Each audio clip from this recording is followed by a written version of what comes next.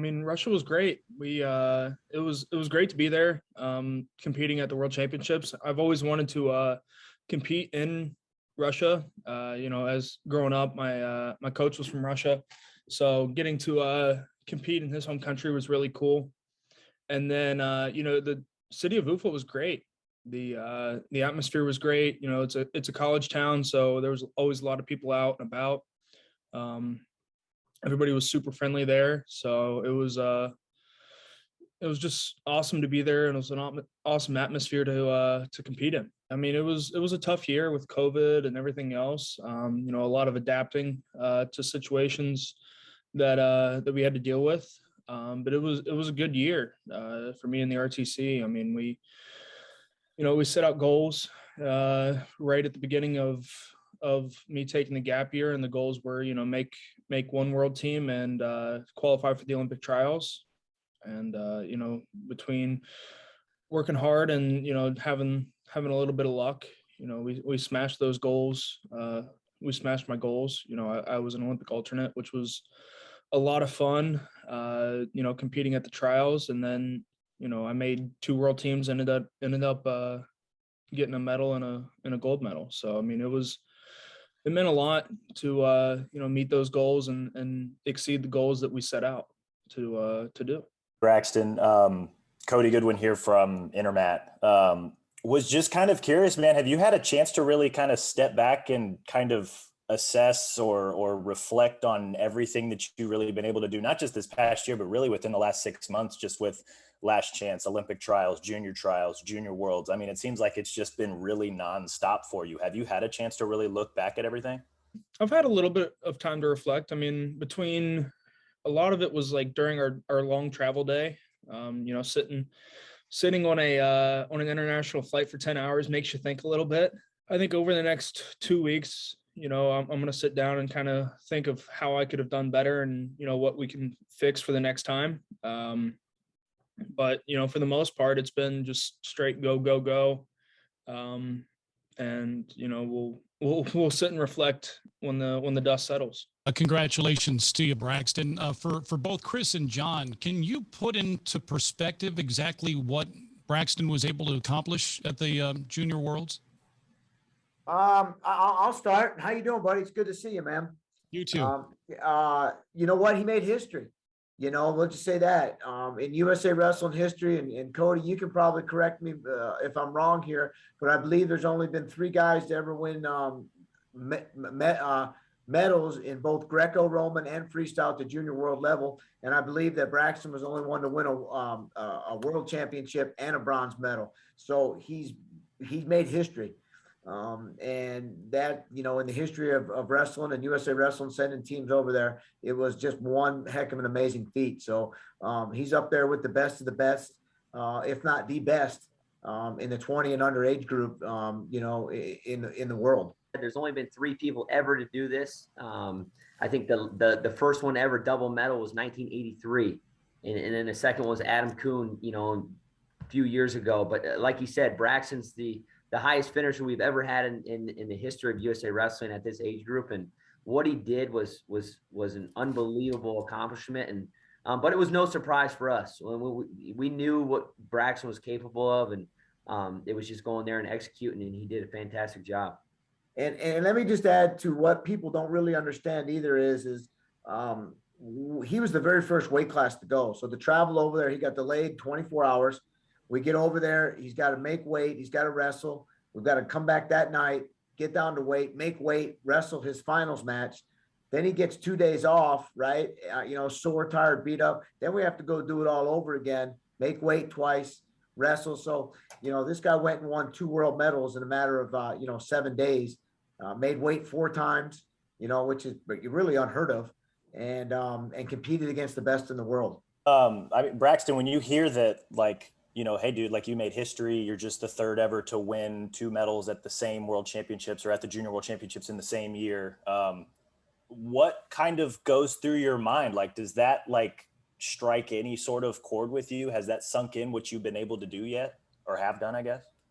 To some extent it's sunk in a little bit, but there's other goals we gotta chase after. So I mean, don't get me wrong, I'm honored to be on that list, of world champs and in double medalists. But at the same time, we have goals that we have to, come back and start working for. It's, we got NCAA season starting in, I think a month for preseason. Then, my goals to not be a world champ. My goal is to be an Olympic champ. So, I mean, we still got to be working towards those goals. I think it's good to sit back and kind of smile and look at the medals and the belt for a little bit. But at the end of the day, my job's to keep winning and not relax until we have an NCAA trophy sitting in the team room.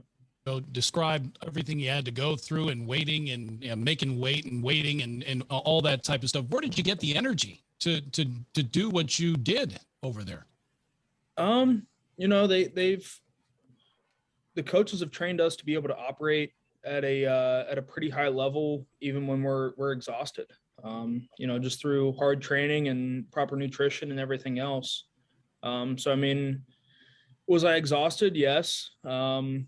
But I mean, through training and everything else, they've taught us that, hey, no matter how exhausted you are, you still have, a couple matches left in you. And I mean, just through that training and, just the mental toughness that they've kind of instilled in us, you just kind of suck it up and deal with it. I mean, I knew that it wasn't going to be a perfect tournament. And, I knew that going into it, which I think made it a little bit easier. But it's just kind of one of those things that you got to look and go, all right, the cards aren't in my favor, but, I still have to compete to the best of my ability for my country. Maybe this is a question better suited when Braxton's not listening, but with what he accomplished, with how highly touted he is for your program, what do you expect from this young man when he puts on that Wisconsin Badger singlet? I tell you what, he can hear this because our expectations are the same as what he expects from himself. He expects to be a national champion. That's why we recruited him. He expects to wrestle at the highest level, to be the best version of himself, and we're just here to help guide him and get him through, get him to accomplish his goals. So, do we expect him to be a national champion? We don't expect him to do it. We expect him to be the best version of himself. And I know that his goals are to win national championships and dominate and then go on to win Olympic championships. So, we're just here to help it, trying to make sure that we help him accomplish his goals. Absolutely. Like Coach Bono said, this is what Braxton did for himself. Not only did he do it for himself, but what it changes the whole trajectory of our program, right? This is a game-changing moment for our program as well. And like Coach said, when we brought Braxton in, we expect him to do these type of things, and it's our duty to just help him be the best version of himself along the way. We're going down the same path that we went down at our previous institution in terms of 2-3 years of this, then we have a defining win, and then everything takes off. And this is what Braxton doesn't realize what he's done, but this we've already seen it. We've been home. I don't know. I don't even know what day it is or what month it is right now, but it has changed the trajectory of our recruiting. It has changed the level of our workouts in the RTC already. The guys are energetic. It has changed everything for the the positive, and for our program, this was one of the best things that could happen to us, and something that we expected, and going forward. My question's for Braxton again. Just over the course of just the these last few months and all these accomplishments that you've been able to rack up, I'm kind of curious, where is your confidence level at now, maybe compared to when this run kind of started, right? Like when, you're entering the last chance, you end up qualifying for both. And, as you're ripping off one accomplishment after another, one tournament after another, what was kind of, was there like an evolution of your confidence level, or where is it at now compared to maybe where it was at this time a year ago or even 6 months ago? Yeah, I mean, definitely the confidence is kind of built up over the last, 8 or so months, especially coming off of, the senior nationals in, I think, October of last year. I gained a little bit of confidence from there, but then, right after that, it was kind of crushed because of, me getting mono and COVID. So, I mean, it started, we had to start from pretty much rock bottom, in January and just kind of build up from there. But, going into last chance, my thoughts for that were, hey, I can maybe qualify in Greco and then, maybe, sneak in there for freestyle or, be, third or fourth in freestyle. And then the trials is kind of when things started picking up more. I got teched by Colin Moore in freestyle, but I was in the fight in the match until he caught the lace, which kind of gave me confidence in freestyle. And then obviously the run in Greco kind of solidified like, hey, I belong on the senior level. And then, just the short train up for juniors, I felt great, to the point where it made my dad mad at trials when he would go, hey, this kid's really tough. And I was like, okay, who cares? I'm going to go smash him. It's going to be a good match for me. It's going to suck for him. And it's going to be a lot of fun for everybody else. And, it was to the point where he would get mad when he'd ask, what about this guy? What about this guy? What about this guy? And that's just kind of, how the training had my confidence. I had confidence in who I was training with, where I was training, and, just the guys around me. And then, obviously leading up to Junior Worlds, my confidence was kind of questioned. I questioned it a little bit just because it was my first, big senior or big international event. But, after I got that match against Kazakhstan out of the way in freestyle, and I just started rolling through matches again. I was, it was a bigger stage than what I'm normally used to, but it was the same level of guys. Instead of, teching someone in a minute, it was, all right, I'm gonna have to wrestle a good, 5.5 minute match or 6 minute match. Which, I was getting harder, tougher goes in the practice room than I did at the World Championships. So, I mean, it's just kind of, it's been building for the last, 6 months or so. I'm going into college season, very confident in myself and my teammates. That was going to be my a quick follow, just this confidence level that you have now. And I know you've got sky high expectations going into your first season with the Badgers, but does anything change now? Does the approach change? Does the, with the confidence level that you have now, maybe compared to at this time last year? I mean, how are you going to approach this coming season? I know we're still a couple of months away from the first practice, but it's going to be here in a blink, right? Yeah. I mean, same approach, only, instead of parterre, I'm working top bottom. And instead of walking around at 217, I'm going to be walking around at 207. There's really nothing that changes as far as training. I'm going to eat a little bit less food, run a little bit more to get down to weight, and, still go out there and try to smash guys. That's kind of how the progression has been going. So, I mean, if I say anything else, if my expectations would change, I'd be lying to you, man. It's my job is to go out there and score points for the team. For the coaches, when you hear the way Braxton's talking, he's got a little bit of confidence. You guys okay with that? It doesn't seem cocky, but it just seems overly confident. That's okay? Absolutely. And as he's talking, it's so refreshing to see the development that Braxton's had over the last 12 months. When we first got him here at 12 months ago, he wasn't talking like this. He wasn't confident in himself. He wasn't the progression he's had and the development he's had in our regional training center and within our program for the last 12 months. You see a guy that's now blossomed into this killer, right? He went out and he won a world title. He double medaled, but his mentality's gotten better. His nutrition's gotten better. And it took time, right? But it took time. And now when you look at Braxton, it's a different guy. And it was actually shocking when we were traveling back from Russia. Coach Bono pulled up a video from one of his first weeks here in Madison. And I couldn't believe it. I really couldn't believe just the transformation in his body. But, and in going back and reflecting on those times, talking to him when he first got here, it wasn't this confident kid. Obviously, we knew he could wrestle, and we hoped he would do some special things here. But man, just to see the development, and that's a testament of the program and of our system, and just him buying into that program, right? He bought in on every single level. And the reason why Braxton is going to be so special at this level and beyond in his career is because he's willing to do whatever it takes, right? And it's very special for a young kid to come in and understand that, wrap his head around it, and just put his head down and go to work on every front, not just, picking and choose, when he wants to do the work. This guy is bought in on every level, and winning a world title, double medaling, doing something that's been very rarely done. It's a testament of just the type of kid he is, his work ethic, how he's raised, his commitment level to our program, and his commitment level to a team. So Braxton, you're from Morgantown. That's not too far away from State College, PA. Why did you choose the University of Wisconsin to continue your wrestling and academic careers? I'm actually from Mineral Wells, not Morgantown. Okay. But close by, right? About 2 hours. 2 hours away from Morgantown. I mean, not far though.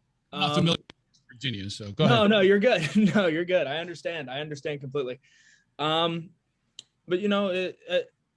don't get me wrong. I like their program at State College. I have friends in the program. The coaches are, obviously great coaches.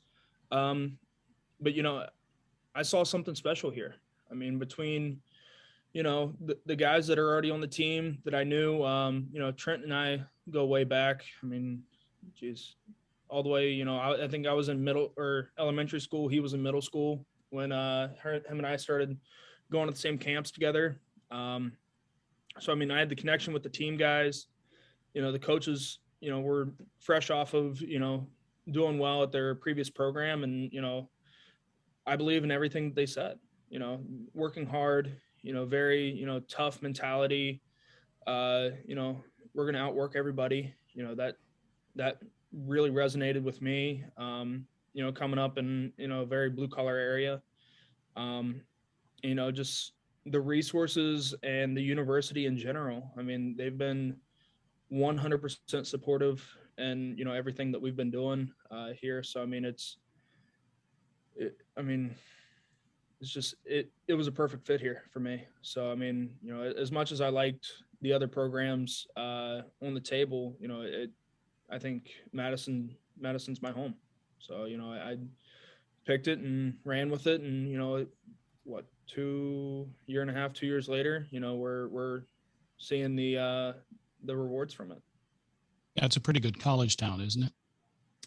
Yeah, Madison's fun. It's with everybody moving in, it's getting a little bit more fun, to walk down State Street and just kind of people watch. But it's no matter what you like doing, there's always something here, man. Whether it's, if the going out party life is your thing, we got that. If you like, going out in the woods and trying to find a deer, it's there's that too. So, it's a great place to be.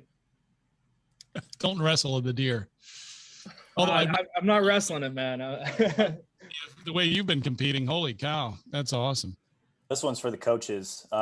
As you have gone through this process with Braxton in the last, year, 8 months, 6 months, the summer, what has been the most impressive part about what he's been able to do and just the day-to-day training and gearing up for, not just each big competition, but just, kind of like you guys said, just kind of seeking out the best version of himself along the way? Well, I'll tell you what, Cody, what we've done. We weren't even in our RTC wasn't even in the wrestling room till February or something like that. We were in a barn. So for him to drive 40 minutes, be in a barn with a couple other people training, him getting mono, him getting COVID, he had to fight through a bunch of things and, so to fight through and he's away from home for the very first time. Right. He's not in school. He's not doing those things. The way he managed his time, the way he managed his practices, the way he sought out, treatment from people, couldn't use any of the university facilities. And so those things. Right. And you're talking about an 18, 19-year-old kid, so those things were wonderful. We caught a lot of flack about, Braxton taking a gray shirt. Right. A lot of flack. And, for our team, but I'll tell you what, even if he didn't have these results, it was the best thing for Braxton. It was the best thing for him to do was to take that year off, and get used to the system. Now, we have 5 years with this guy.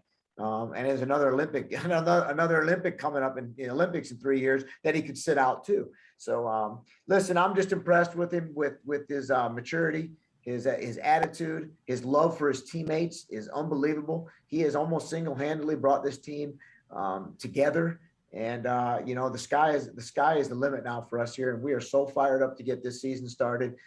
It's why we came to the University of Wisconsin a couple of years ago. Like I said, just to reiterate, his willingness, and I bold that word, is just his willingness to do whatever it takes. And like I said, we've been around this game for a long time. That's very rare for a young kid to come in here and embrace that mentality. And like Coach Bono said, to bring bring that energy into the team and then to come around him as a true freshman. It's unbelievable. And what you've seen, and that's what we told Braxton when we recruited him, we're building this program around you. You're going to be a culture changer, a culture definer is what you're going to do when you come in here. And he's done everything and more. So, we're super proud and very grateful that he's had the opportunity to do what he did this last 12 months. Guys, feeling after the Badger 100, and, is this the best shape you've ever been in your lives? The Badger 100, if you could believe this, we're still recovering. We're still recovering. But you know what, Brian? It was hands down the best thing. And John and I have talked so much about this. It is the best thing we've ever done in our lives in terms of an athletic accomplishment. It's changed me. It's changed my life. It's changed the way I approach things. It's changed, when you think you can't do something and you have to rally through it. And absolutely an amazing experience. And, I look forward to seeking out the next challenge to see if I can change my life for the better even more. Like Coach Bono said, it was perfectly said.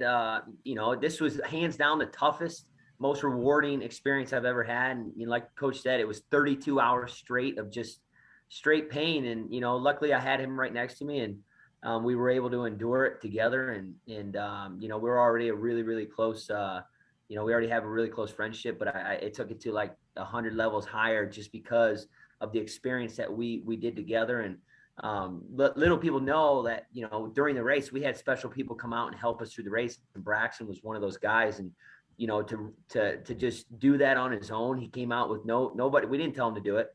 I think he came out from miles 80 to 90 or something like that. And he just was out there willing to do whatever it took just to help serve us and get us across that finish line. And he was a big part of helping us get across that finish line. You guys know better that wrestlers only need to run like 2 to 4 miles, right? You don't need to hit 100. Like that's Dude, Cody, when we were out on the course, you wouldn't believe throughout the 32 hours we were out there, you wouldn't believe how many people came across us. And for some reason it got out and it spread like wildfire when we were on the course. They found out that there was 2 wrestlers that were on the course. So everybody we came across, they're like, you guys are the wrestlers. Good job. Keep going. But every person we talked to, they're like, how was training up to? And we're like, dude, we've only ever run 10 miles, the farthest we've ever done. and they looked at us like they had saw a ghost. And it was, we didn't know any better, but just to be out there, it was a really cool experience. That's rad. That's awesome. Braxton, I guess I'm curious, the medals and the belts and the certificates, is there a specific spot that you're going to keep those? Do you have like a trophy setup or a medal setup or something like in your apartment or where you're living at? So the certificate, actually, it's kind of funny. So we, Ethan Rotundo and Graham Calhoun have kind of like a wall of fame and wall of shame kind of set up in their room for our house and our team. So, I think there's a handful of, team guys is like letter, like their Letterman jacket letters, a couple, like graduation certificates. So I think at least my at least bronze certificate will go up there in the team wall of whatever you want to call it. And then, I'm going to go home, I think either Sunday or Monday. So I'll probably just take the belt and the medals with me there and leave them with mom and dad and let them do whatever they want to do with them. I'm not doing this for the medals. I'm not doing this for the belts or, the certificates or whatever. I do this because I love wrestling. Even if, heck, if they would have said, just giving me a handshake and a hug and said, good job, that's all I need. That's all I, ever really want from the sport, is just knowing deep down that I did the right things and it paid off. Something that we're planning, man, we'd like to get you up here for is, I believe it's October 14th. We have our annual steak fry. We're honoring Coach Clevin, who used to be here, and then we're going to do a little something special for Braxton and honor his world championship at that steak fry. So we're going to try to spread the word, and we'd love to have you up here as a guest, man. And get a good steak. It'll be a great night. You can always sell me on a good steak, so I'll put that right on my calendar. I'll reach out to you guys next month. Awesome. Perfect.